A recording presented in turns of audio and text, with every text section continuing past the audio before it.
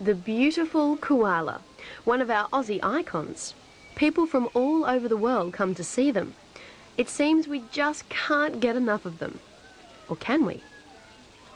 We always think of koalas as being endangered or threatened, but would you believe that in some areas koala populations are so high that they are becoming a pest?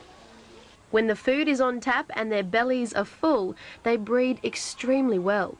But this is causing all sorts of problems. If they're breeding well and there's lots of food, why is that so bad?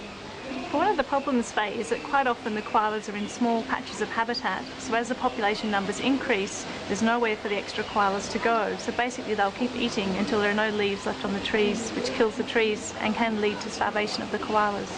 Okay, and would they get to like an amount of koalas that's just too much, if there's too many of them in that small area? Yep, so you just get way too many koalas in a small area, no leaves left on the trees eventually die, and so you can get death of the koalas through starvation, and also you get effects on the other animals within the environment. So how do you fix the problem? Well, the solution could be found in this tiny little implant. Tell me about the implant. The PetTech implant contains a contraceptive. Once we put it under the koala's skin, it slowly releases the contraceptive and stops the female mating and becoming pregnant, and this usually lasts for at least 18 months. It's a very quick and painless procedure to do to the koalas, and it's a very small implant.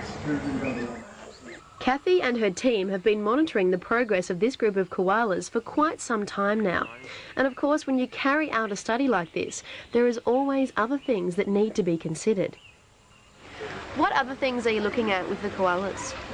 Basically what we do, Faye, is we monitor their day-to-day health all the time. Because they're kept in a captive colony, the keepers check on them daily. They get weighed once every 2 weeks just to make sure that the implant isn't having any adverse effects on their health.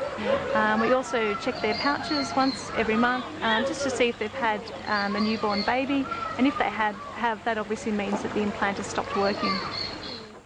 Now the million-dollar question is, does the implant work? The findings to date have been really promising. We haven't found any negative side effects, and it appears, most importantly, to stop the females breeding for periods of at least 18 months. I think the next step now will be to move to the field to do a field trial and hopefully improve the welfare of our famous Aussie icon in the wild.